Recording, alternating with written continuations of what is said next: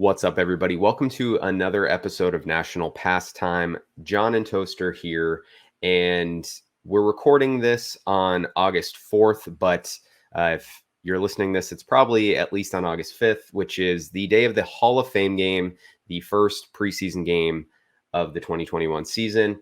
It's between the Steelers and the Cowboys. It's on at 8 Eastern.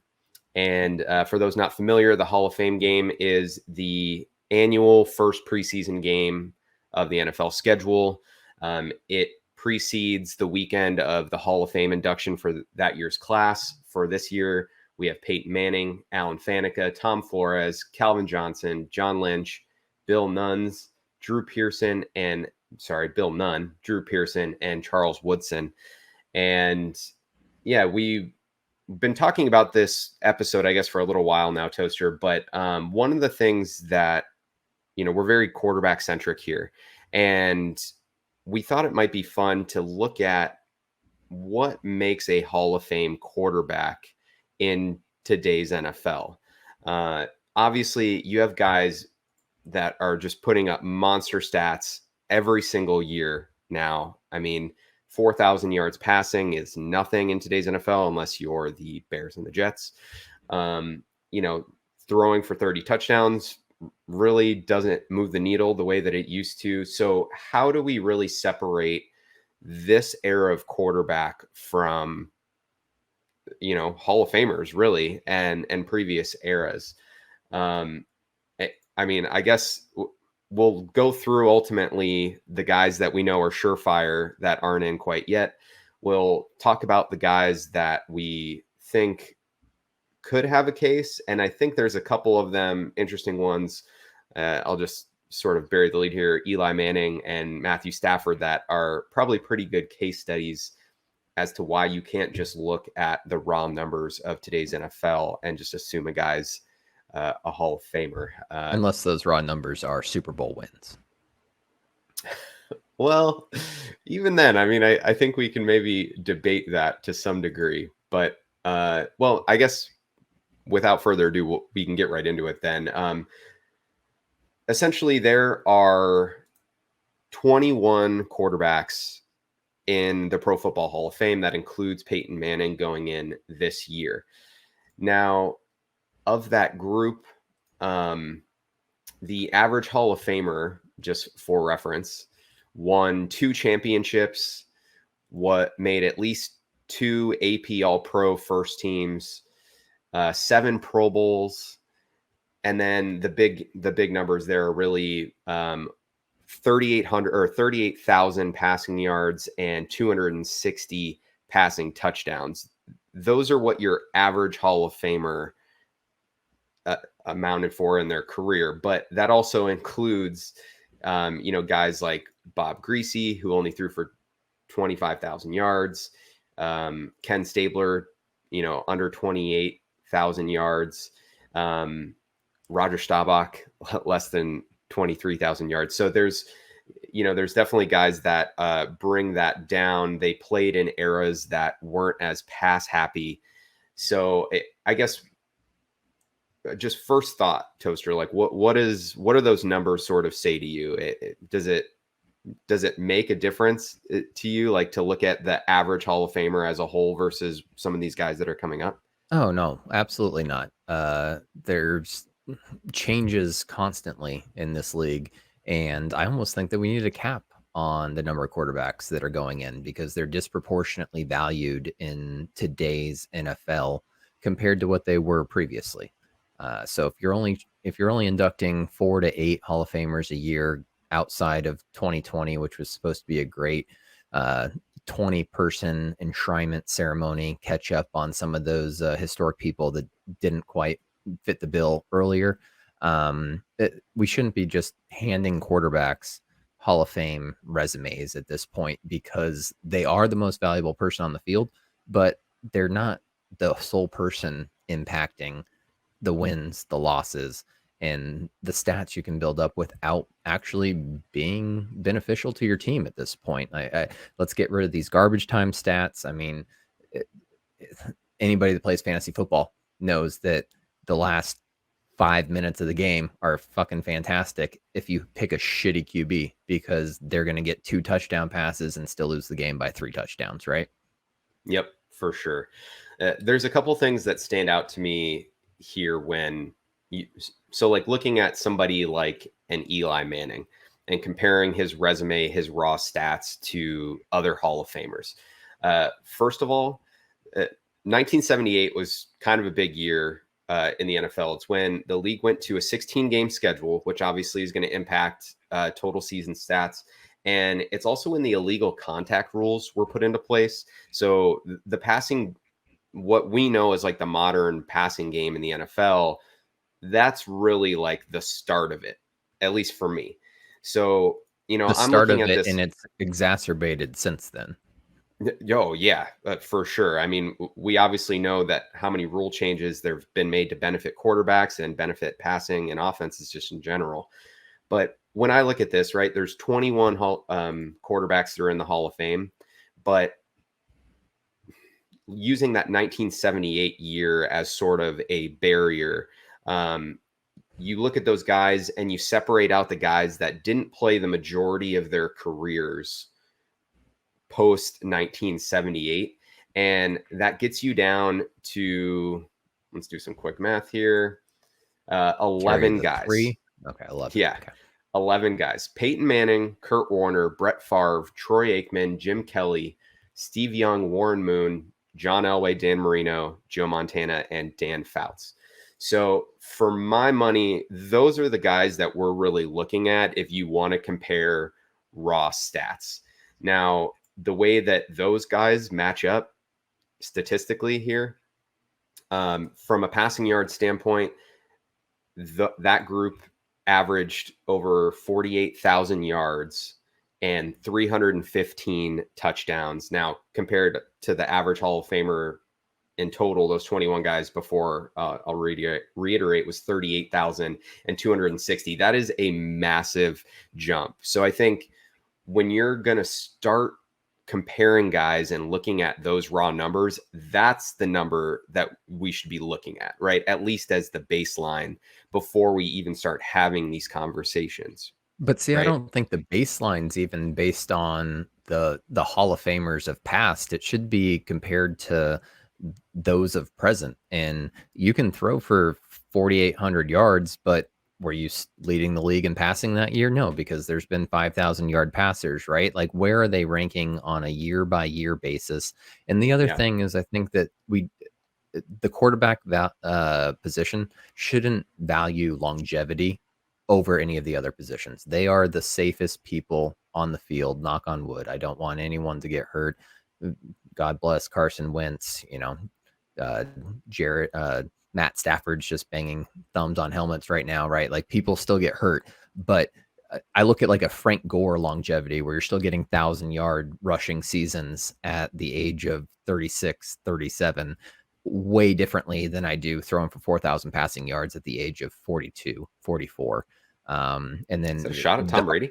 the argument for Tom Brady is, if to the point of the illegal contact rule, the Tuck rule wasn't there. Who says he doesn't have 6 Super Bowls, 5 Super Bowls, 3 Super Bowls? Things blow up. I mean, you look at where the Seahawks were in 2013, and they got to the precipice, and since then they haven't made it back. And that's very possible that could have been Tom Brady's trajectory. He's hanging up his cleats right now. So there's a lot of, I'm not going to call it luck that goes into this, but game flow situations, very minute. I mean, it's a game of inches is what they always say. And that's why we use a super precise chain link measurement to determine whether or not the offense gets to keep the ball. But I think Gotta love it. you're not comparing that overall passing yard statistic, or at least you're not valuing it versus the competition that year, right? If you're 6th in the league in passing, even though you're racking up numbers better than Dan Fouts, who gives a shit at that point? Yeah, I agree with you there. I mean, I do think that at the end of the day, there is a case to be made for looking at the numbers to some degree, right? Like, they're not entirely meaningless.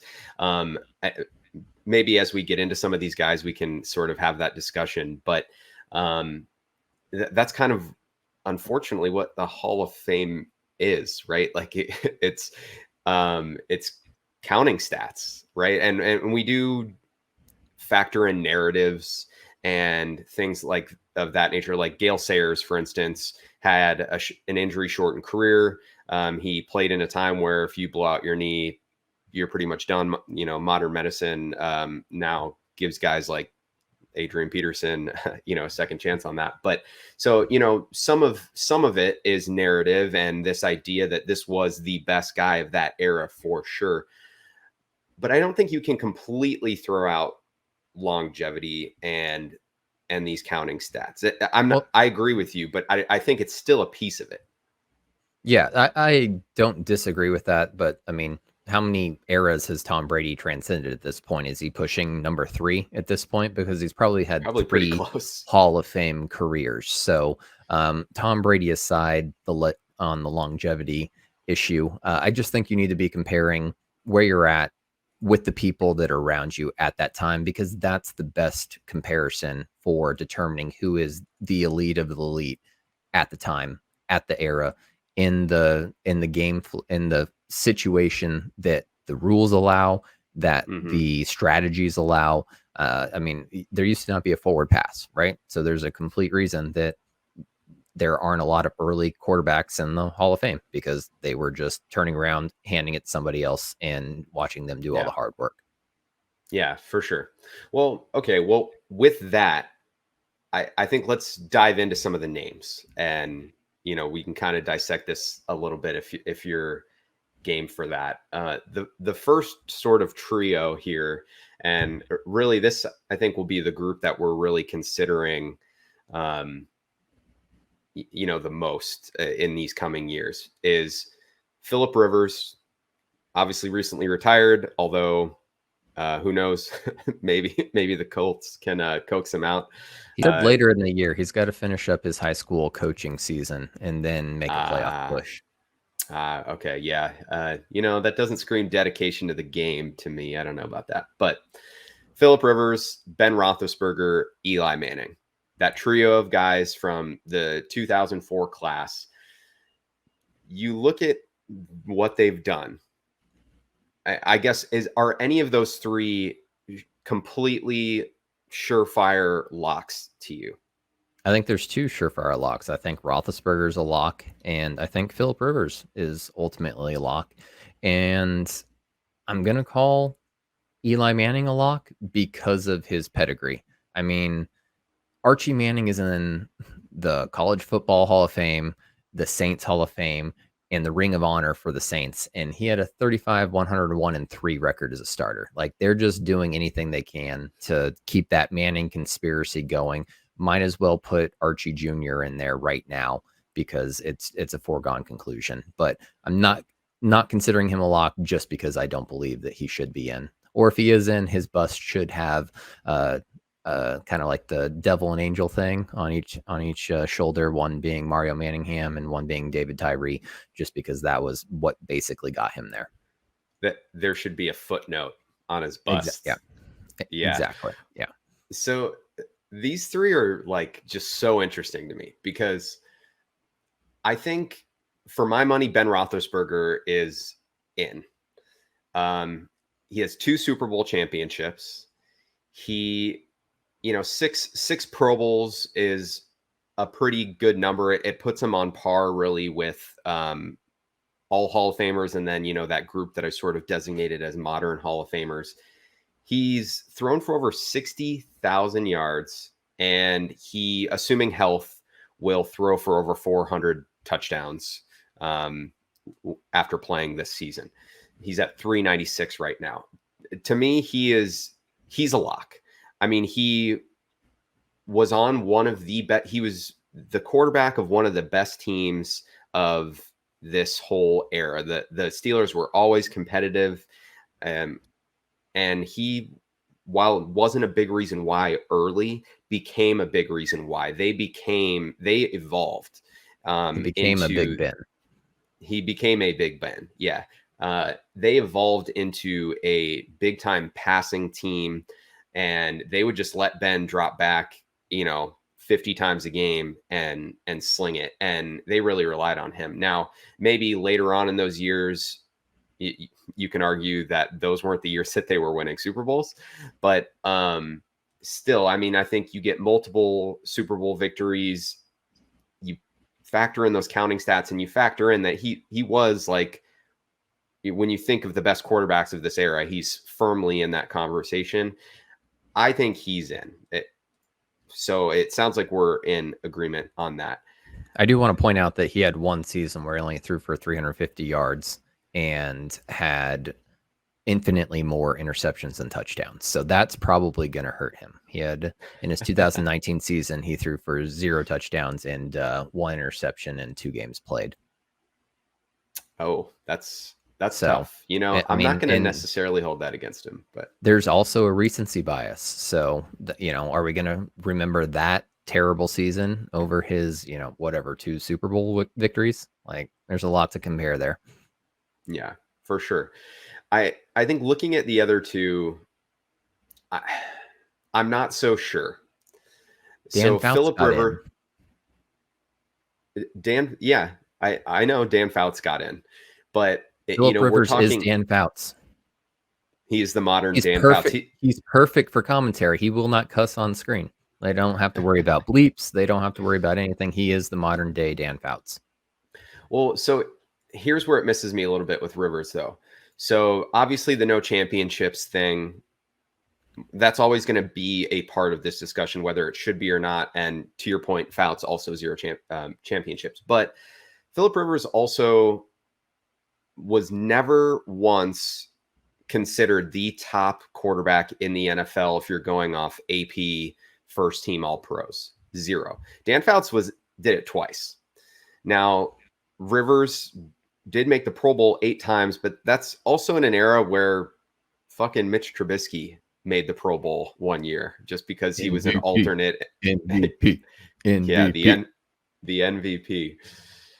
Rivers definitely has like the massive numbers, the 63, over 63,000 yards. He has 421 career touchdowns, but he's literally a joke. Like, he is a meme to this era of football. He is the guy that you always talk about not winning. Like, that's what we think of him as, right? As a non-winner.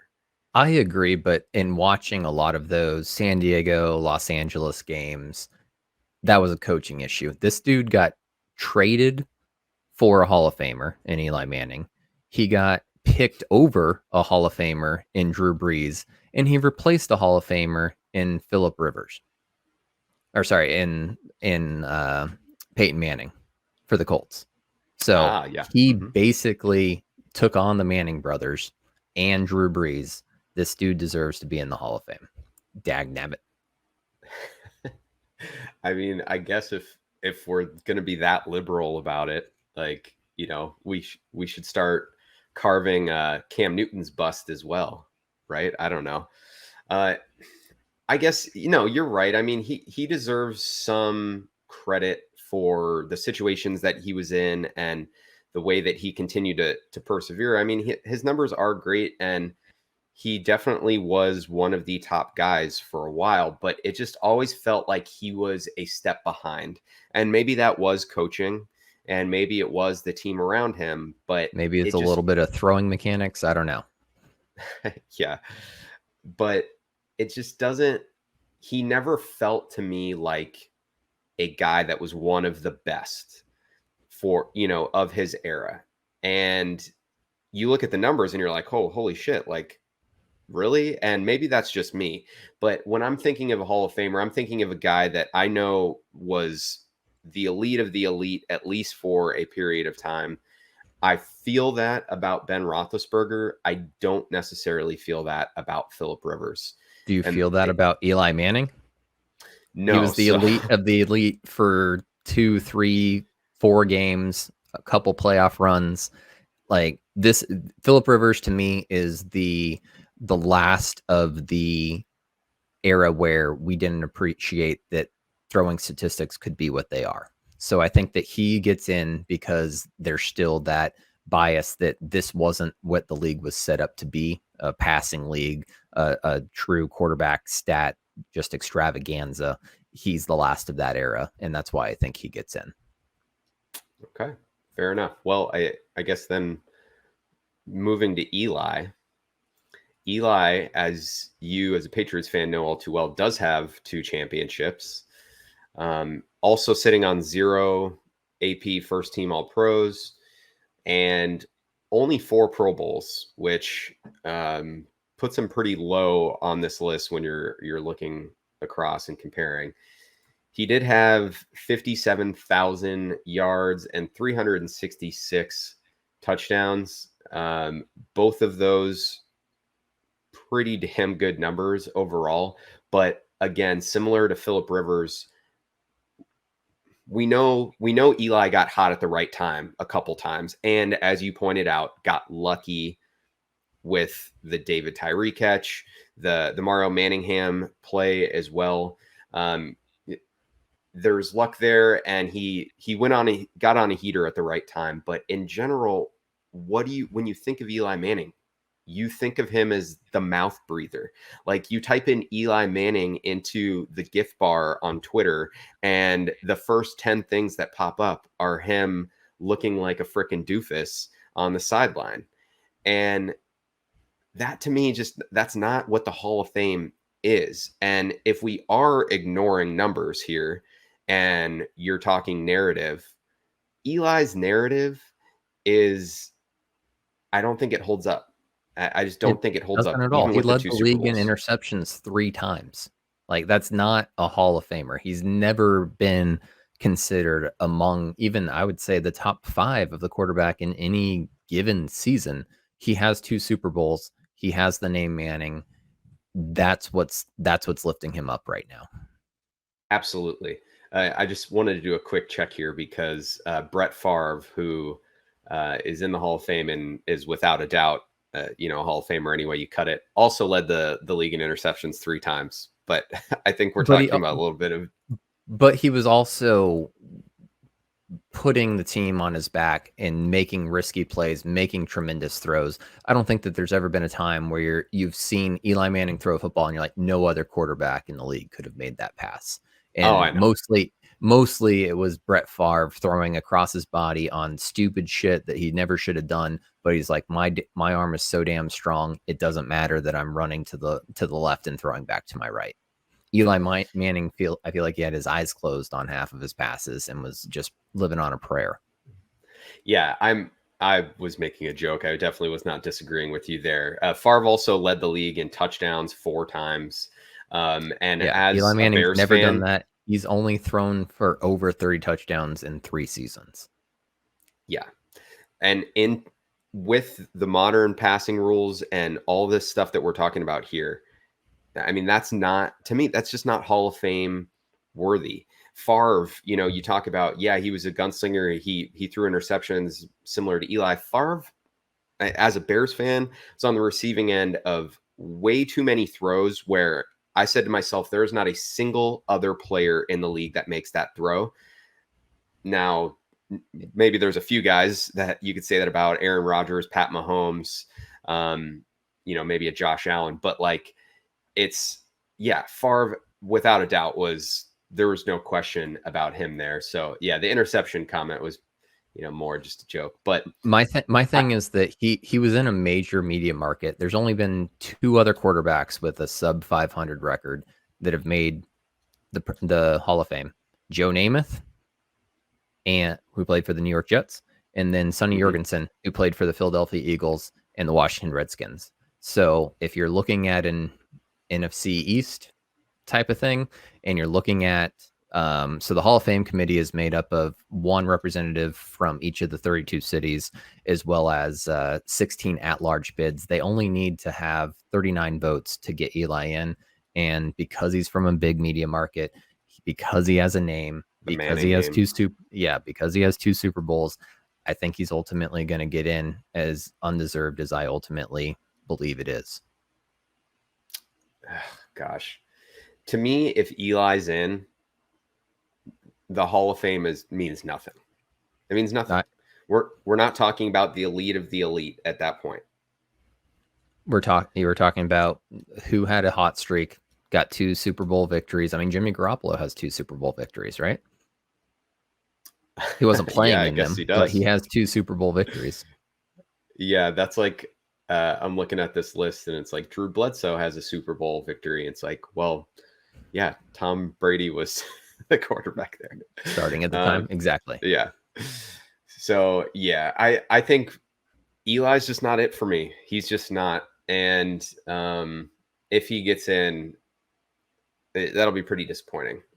This will be when that group is up. So obviously we got 5 years from Rivers.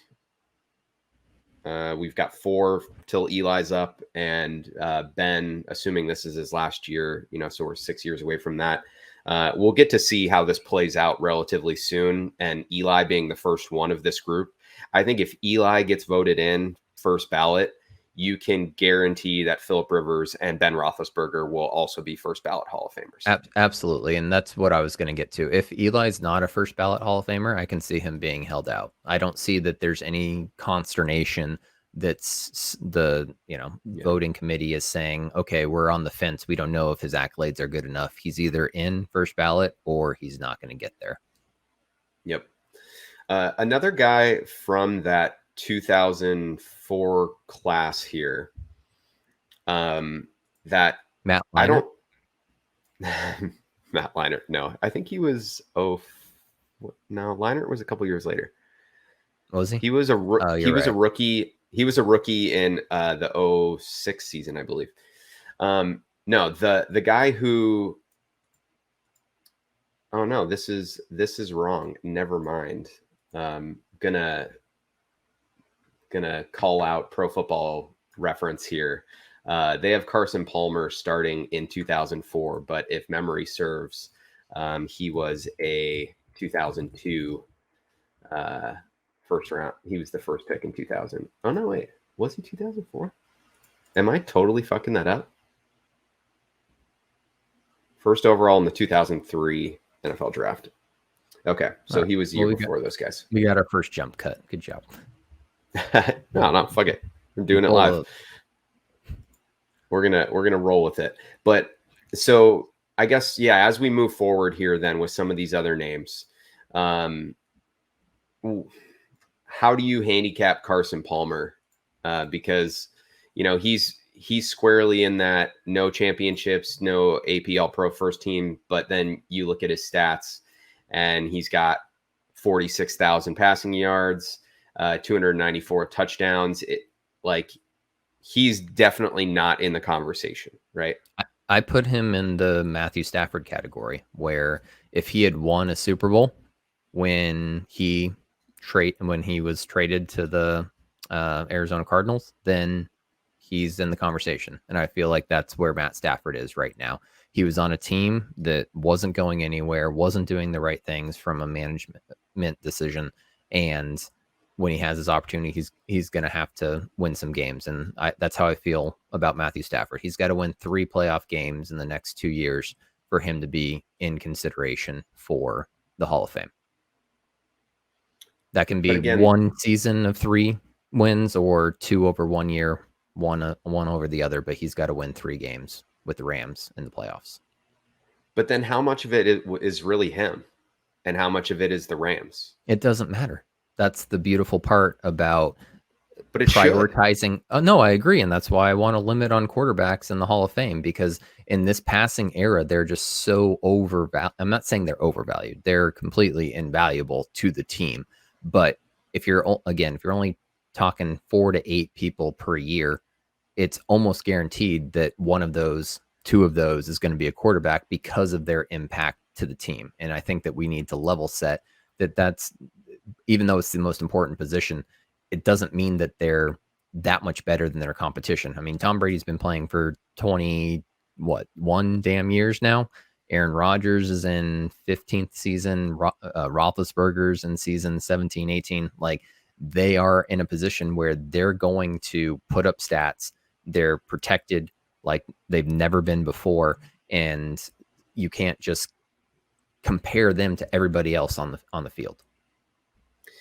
Right, which is exactly why I don't think, even if he does win 3 playoff games, that he should be in there. I mean, he still has a lot of time, so I will throw that caveat out there. I mean, he's in his 11th season, and he's what, 32 now? So, assuming he can keep himself healthy and stay in shape, we see these guys play, till 40 pretty regularly, and he's got a fucking cannon.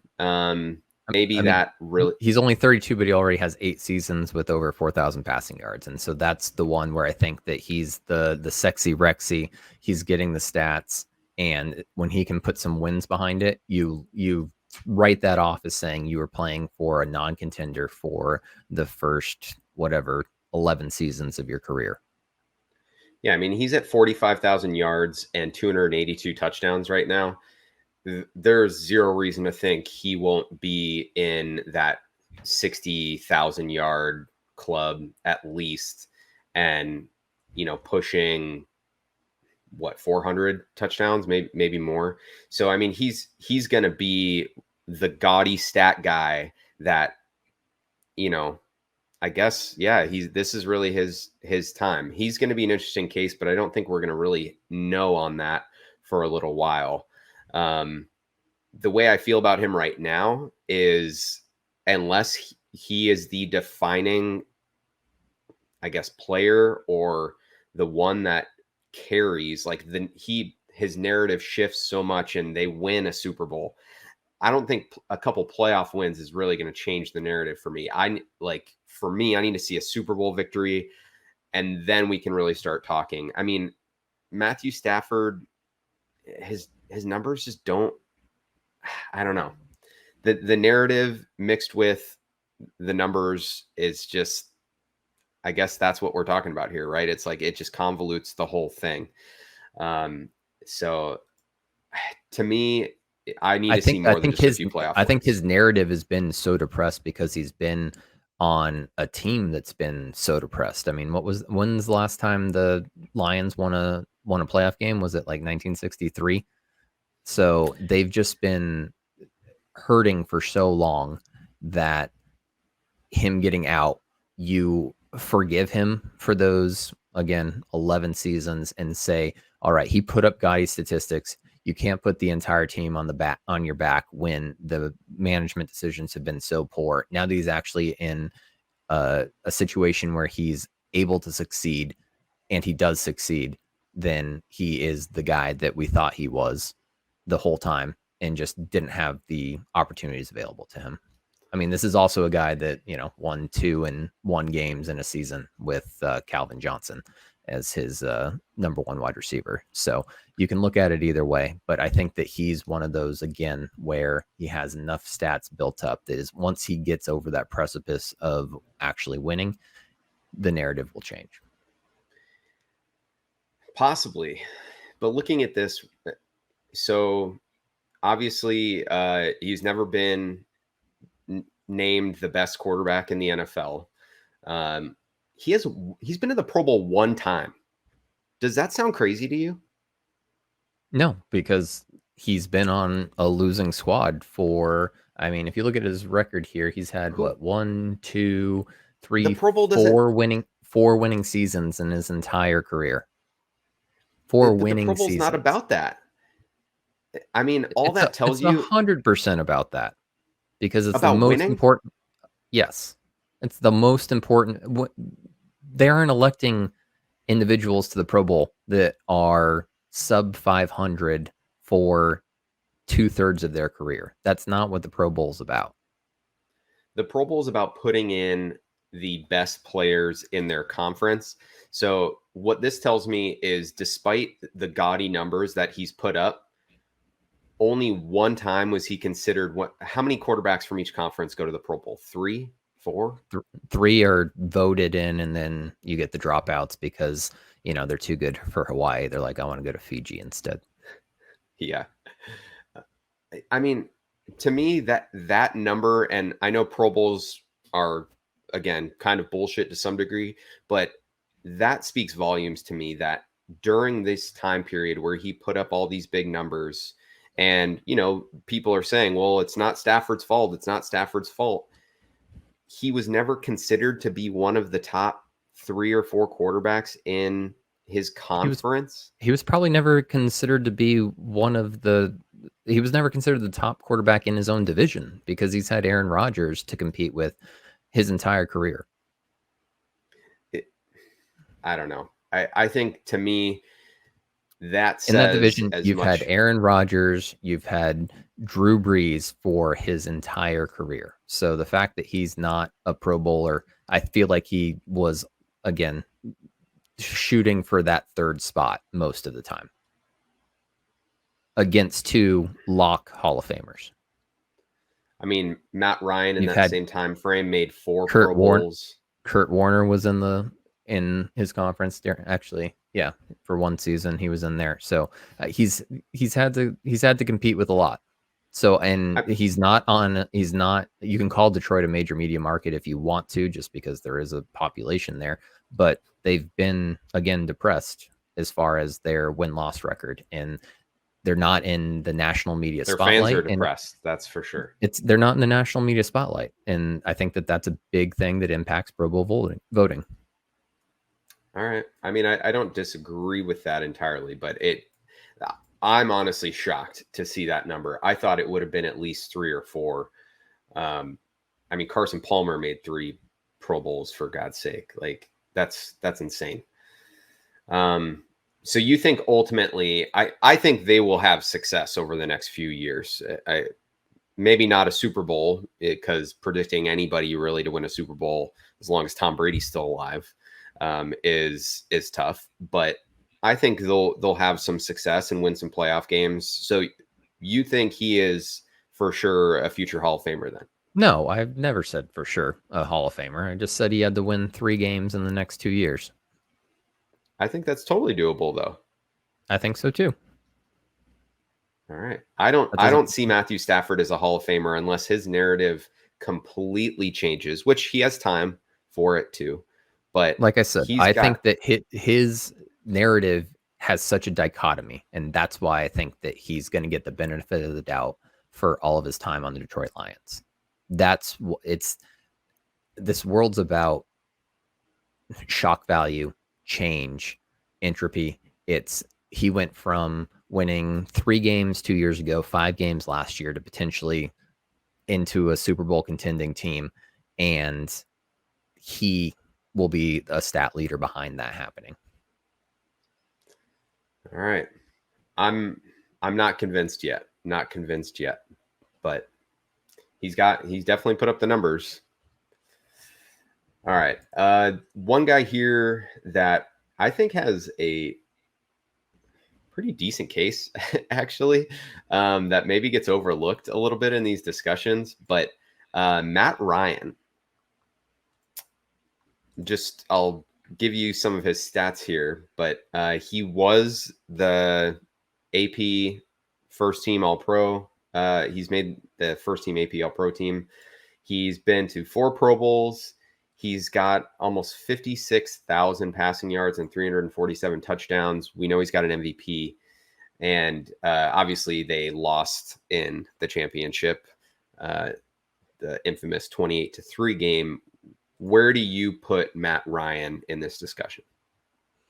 It's tough because I think that he's, from a stats perspective, he's 100% beating out Matthew Stafford right now. He's only played 1 year longer in the league. He's got 10,000 extra passing yards. He's got a better touchdown percentage, and he's got a better interception percentage. But he hasn't changed his narrative, and that narrative is about winning.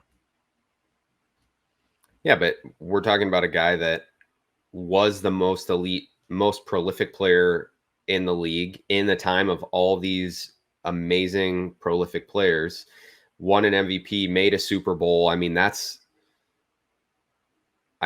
I know that was a few years ago at this point, and maybe it's just, again, not in our mind, little recency bias, but I think he has a very strong case. And when you're comparing him to Matthew Stafford, it's not even close. I mean, if Stafford's close, then Matt Ryan is for sure in my mind.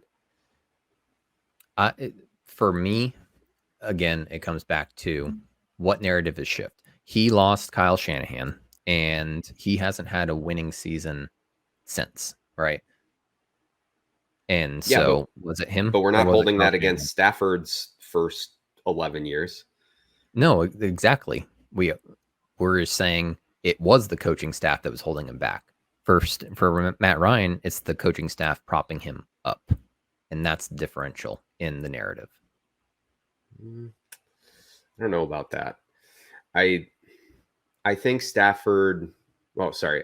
I think Ryan has shown enough, and yeah, maybe he does need to change his narrative a little bit these next couple years, but I don't see any reason when you're looking at, you know, the Phillip Rivers narrative and the Matt Stafford narrative, and even to some degree the Eli Manning narrative, that Matt Ryan is behind them and he was artificially propped up by coaching and these guys. So it's always going to have recency bias. Whose trajectory is better right now, Matt Stafford's or Matt Ryan's? Well, Stafford's for sure, but you also just pointed out the numbers and how far they're skewed in Matt Ryan's favor as of right now as well. But it's going to be ultimately about winning. That's what we've decided. That's what I've decided. Maybe you haven't gotten there quite yet. But Well, with it's a Eli combination, Manning right? most likely getting in, if Matt Stafford turns his career around and Matt Ryan continues to dwindle and will always have that Justin Fields failed pick over his head, I think that that's ultimately going to hurt him moving forward.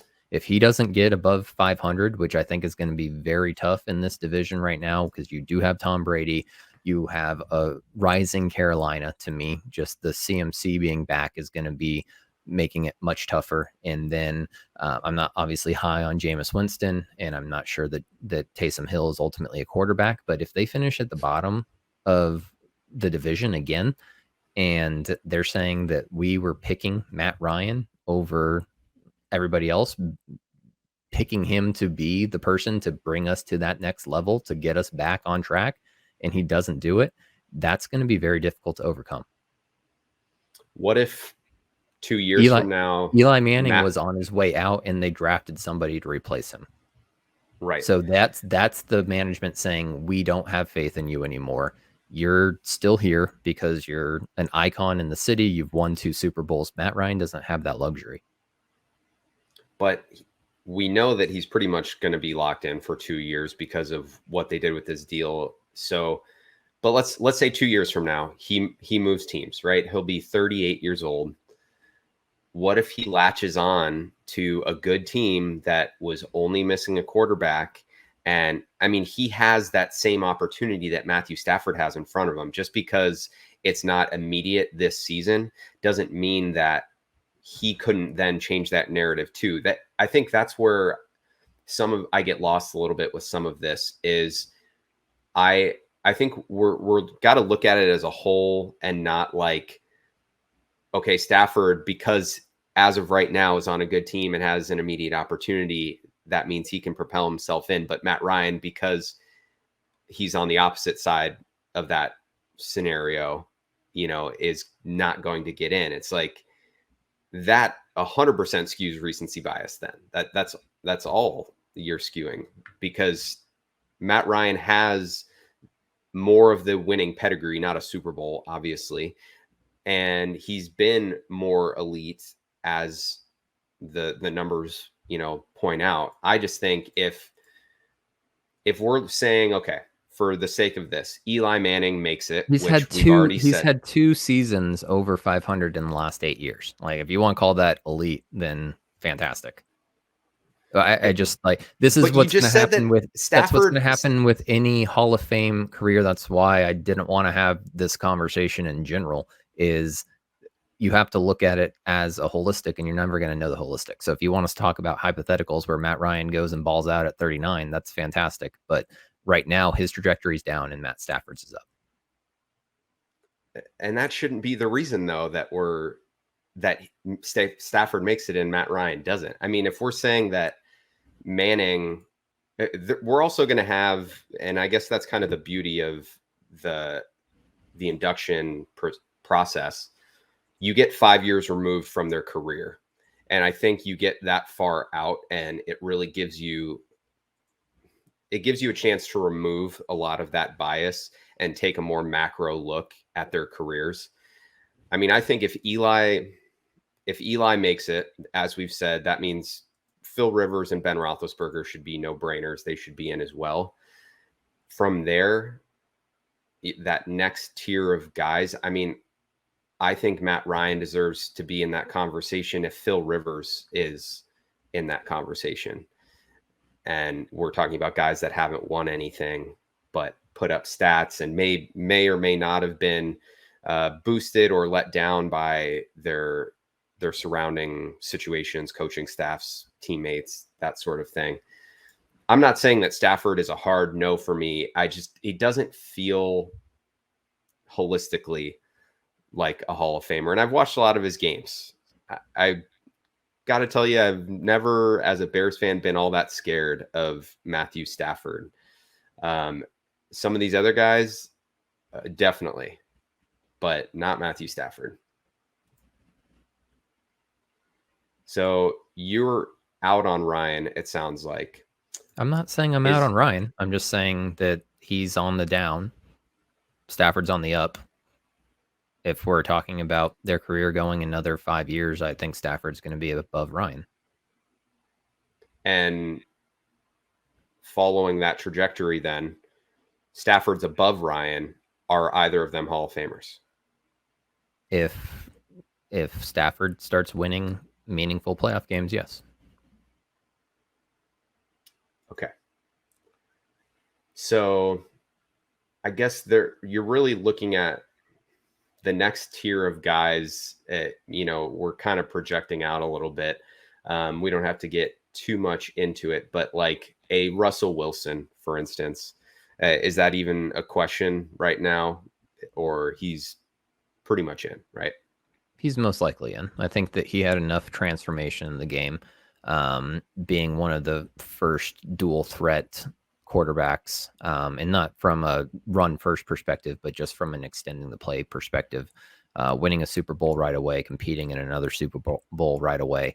I think that we've talked about the recency bias, but it's kind of the antithesis of that is that he reached the upper echelon right away, right? And Roethlisberger did the same thing, reached the upper echelon with a Super Bowl victory within their first 3 years. So I think he's ultimately going to be a lock. I think that he's consistently one of the better passing quarterbacks in the league, and he has enough to differentiate him from the others around him. He's kind of in that weird lull between the traditional Tom Brady, Drew Brees, Phillip Rivers time frame and the new Patrick Mahomes time frame that he's going to be able to find himself separating himself from the competition. Yeah. I mean, I think Russ, he obviously has the one Super Bowl, right? He's been to 7 Pro Bowls in 9 years as a starter. His numbers aren't as gaudy as some of these other guys, the Staffords, the Ryans, and he's a few years behind them for sure. So, I guess factor that in. But yeah, Russ seems to be that next guy that looks to be a lock, assuming all things are, pan out. And even if he got hurt tomorrow or just decided he didn't want to play football anymore, I still think he's probably in. And you would be talking about sort of that narrative of, was he one of the best guys of his era? Yes, he was. Okay. Even though he didn't have the longevity, he would still be in. He won a Super Bowl. He went to 2. So I'm with you. I think Russ is in.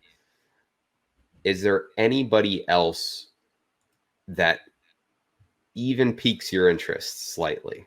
The only other guys that I see on here are Cam Newton and I mean, I'll just throw it out there because he's here, Joe Flacco. Any chance either of those guys get in? Not a chance in hell. Yeah.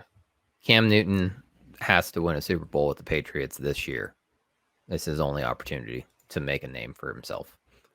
His passing, ever since he got injured in 2016, it's been too far removed, right? You said that, okay, maybe the 5 years removes the recency bias, but he hasn't really been a effective quarterback for 4 years already. So you're talking about 9 years removed from his MVP season.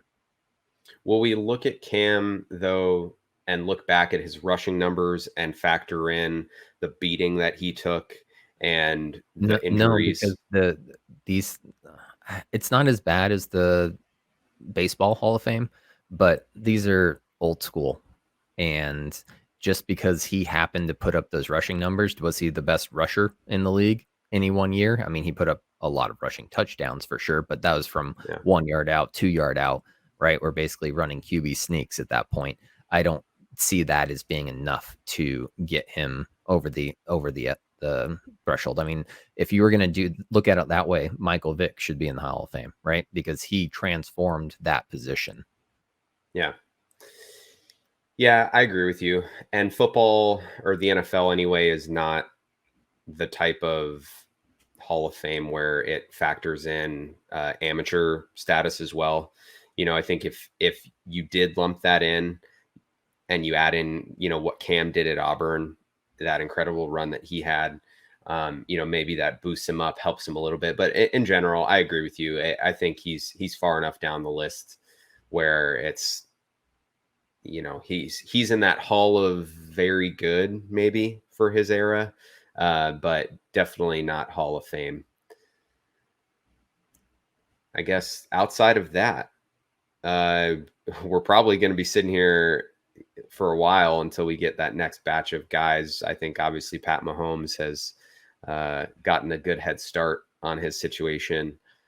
I guess we'll see who else is there anybody else that you think has that sort of trajectory of this younger group of guys? No one on the trajectory of Patrick Mahomes. No. Well, And not Mahomes, but it'll be interesting to see how, again, this change to the more mobile quarterback model influences their long-term success, because that's obviously not been the position of Tom Brady, Drew Brees, Phillip Rivers. Aaron Rodgers is mobile, but uses it selectively. Russell Wilson's kind of done the same thing, where he was very aggressive in his early years and has since toned it back to just say, okay, I'm going to take this. If there's an open lane, slide, take my 15 yards and live to fight another day. And I don't see that in the Lamar Jacksons. The Josh Allens is very similar to what Cam Newton was coming out. And we just don't know how sustainable it is at this point. And the reason I would say Patrick Mahomes is very much so a lock for that trajectory of Hall of Fame is because he made it to a Super Bowl his second year. He made it to a Super Bowl his third year.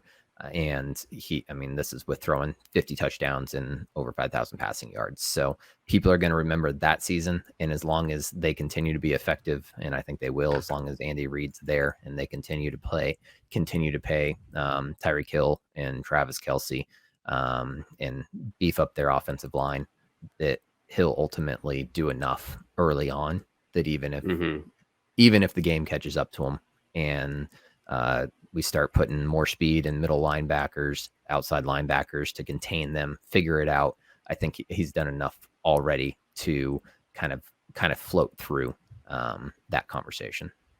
Yeah. The only other guy right now that I think could put himself in that conversation, and it's still really, really early, but Lamar Jackson. And I know how you feel about him. Yeah, Justin Fields. Lamar's got the MVP already. Obviously, he led the league in passing touchdowns. That year, and then the running stats, will be factored in. I agree with you that they're probably not as high up on the list for the NFL Hall of Fame committee as for quarterbacks anyway, as they maybe should be, but.